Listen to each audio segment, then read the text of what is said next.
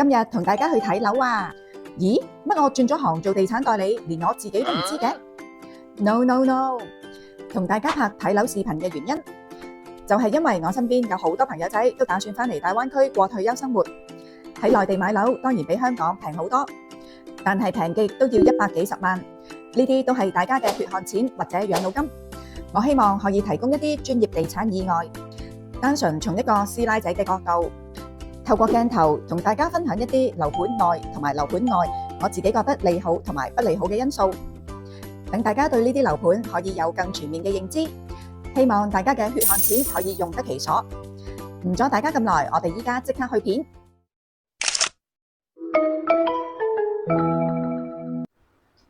Hello， 大家好，歡迎收睇呢個頻道，我係你哋嘅主持人 Angela 安琪兒。今日首先會同大家去中山睇一個最近非常之有人氣嘅樓盤，佢嘅全名叫做建華龍湖香山頌，以下我哋會簡稱叫佢做香山頌。一般內地樓盤前面嗰個名係發展商個名，即係話大家如果想搜尋呢一個樓盤發展商嘅資料，大家可以搜尋建華同埋龍湖，因為呢個樓盤係由呢兩個發展商一齊合作去興建。點解要搜尋發展商個名？因為呢個樓盤係樓花嚟㗎，預計收樓日期係2027年嘅6月。大家做決定之前，可以首先了解多啲呢兩個發展商嘅資料，睇下自己會唔會接受買樓花。大家可以透過畫面見到佢哋依家嘅施工進度，都可以用如火如荼嚟到形容。要有人氣，當然要有賣點。首先，佢有一個據聞用咗8000萬嚟打造嘅超級豪華大會所。另外就係佢嘅單位面積實用率係超級無敵高，大約係有成130%㗎。另外就係佢單位裡面嘅裝修係超級無敵豪。大家睇下呢一個格調，似唔似去咗5星級酒店裡面嘅一個超級豪華大套房裡面呢？至於其他賣點，包括佢係中山第一個獲得官方認證嘅第4代住宅項目，同埋佢嘅樓盤項目係走偏高路線。嚇，價格偏高都算係賣點？冇錯啊，等於可能你同人講你擁有一架過百萬嘅豪華跑車一樣，可能都會惹嚟艷羨嘅目光㗎。係咪人氣高企就代表要即刻趕住去落訂？No， 我唔係地產中介，唔會同大家講最後一套唔買就冇。一邊睇片，我會一邊同大家分享一下。經我實地考察之後，我會同大家分享一下我自己覺得有啲乜嘢潛在嘅利好同埋不利好因素。希望大家全面咁樣考慮之後，先至做一個比較適合自己嘅決定。首先同大家睇下點解呢個單位嘅面積可以有130%咁誇張。今日主要同大家睇呢個139平方米嘅戶型。大家喺畫面度千祈唔好以為我同你哋睇緊屋裏面嘅第一個房間啊！呢個睇落去好似一個房間咁大咁靚嘅地方，其實只係一出 lift 口大門以外嘅玄關地方。因為佢嘅設計係2梯2伙，即係話一出 lift 口呢一個地方都係屬於業主嘅。誇張啲嘅話，真係可以用嚟做多個房間㗎。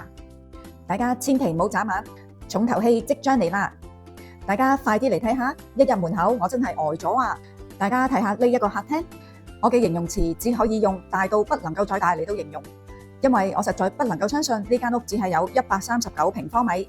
我要再三同職員確定，因為計埋贈送嘅面積，呢間屋嘅實用面積大約去到130%，即係話你俾錢買一個139平方米嘅屋，而實際上你就可以有一間大約2000尺嘅樓。喺香港，大家都明白寸金尺土嘅珍貴，所以呢一個賣點實在非常之吸引。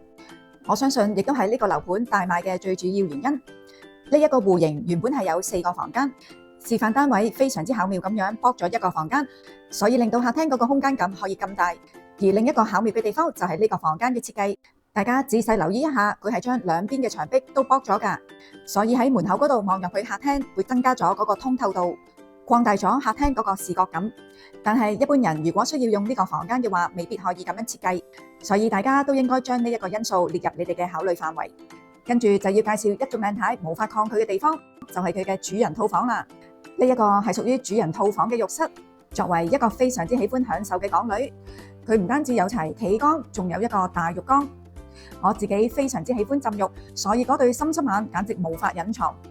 咁樣仲唔止啊！大家千祈唔好眨眼，望下鏡頭嘅左手邊，話明係靚太，點可以缺少一個又大又豪華嘅衣帽間啊？大家係咪睇到流晒口水呢？依家首先攞紙巾抹翻乾淨，然後擘大你哋對眼睛。正所謂凡事都有辣有唔辣，屋內可以用奢華嚟到形容。但係呢個樓盤喺景觀方面獲得嘅分數就非常之低，因為基本上佢哋所有嘅窗戶望住嘅景觀都係人哋屋企。睇咗咁耐，我哋淨係睇完室內部分咋，依家就等我帶大家睇下佢嘅室內部分。呢間屋有兩邊大露台，佢哋嘅設計係用咗南北對流，所以空氣非常之流通。呢個露台實在大得誇張，咁大個露台要嚟做咩好？如果係兩口子居住嘅話，可以考慮一下浪漫滿屋嘅感覺，可以考慮擺一張餐台喺度，夜晚嘅時候喺圍欄嗰度掛一啲波波燈，大家好溫馨咁樣享受一頓燭光晚餐。大家可以一邊融融細語，一邊抬頭望下天上面一閃一閃嘅小星星。呢個時候你會發現原來除咗星星，仲多咗幾隻眼睛，因為呢個地方係冇禪縫㗎。你樓上嘅鄰居可以全程直擊住你哋喺度做緊啲乜嘢。睇完一邊露台，依家就等我帶大家去睇下另一邊露台。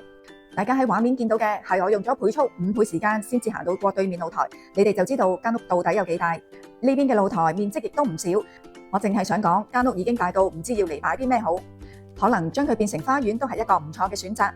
因為大家留意下，佢四方八面都係俾其他樓宇包圍住，可能有啲花草樹木點綴一下會舒服啲。睇咗咁耐，我哋終於睇完間屋啦。依家就睇下嗰個據聞用咗8000萬嚟打造嘅豪華會所。呢個會所一共有2層，樓上嗰個叫做主題會所，主要係一啲音樂室，例如有2個鋼琴房，另外仲有一個多功能房。地方咁大，只係得3個房間，呢啲係咪叫做貴精不貴多呢？睇完2樓，依家同大家落返會所1樓嗰度睇下。一入門口，大家會見到有一個 cafe， 成個設計我自己覺得好似一個5星級嘅酒店大堂。佢哋提供一啲簡單嘅咖啡茶同埋輕食，而右手邊有一啲獨立嘅位置，比較適合一啲可能要傾公事嘅朋友仔。沿住呢條路一路直行，就會去到健身室。大家可以留意一下，到底又行咗幾耐先至去到健身室門口，就知道呢個會所到底有幾大。轉咗幾個彎之後，終於進入直路，終於俾我發現到一啲啞鈴。我充滿期待咁樣望入去，發現個健身室好大好靚，但係器材方面就係大家肉眼見到咁多。我繼續向前行，我發現前面仲有2個健身器材，之後就冇再見過其他健身器材嘅蹤影。入住之後，如果想揾呢啲器材，唔知要唔要好似我哋細個去機鋪打機咁樣，要擺低個1蚊銀喺個機嗰度表示跟隊呢？呢個時候我又師奶仔上身，問咗職員有關收費方面嘅問題。個會所咁大咁豪華，管理費會唔會好貴呢？職員話管理費都係3蚊1個平方，呢個價錢係並唔包括管理會所嘅費用。會所嘅收費係用者自付，大家可以每次俾錢，又或者俾1個月費。營運方面係外判咗俾另外一個獨立公司，佢哋會自負盈虧。行咗咁耐，終於俾我發現呢個會所嘅另一個賣點，就係呢一個非常之有氣派嘅室內恆溫大泳池。我自己唔喜歡游水，但係對於呢個泳池嘅設計就真係要俾隻手指公佢。特別一提，呢個會所並唔會對外開放，只係會俾住客或者業主使用，所以私密性相對大大提高咗。做點評，我喜歡睇細節位，正所謂冇比較冇傷害，一比較就中要害。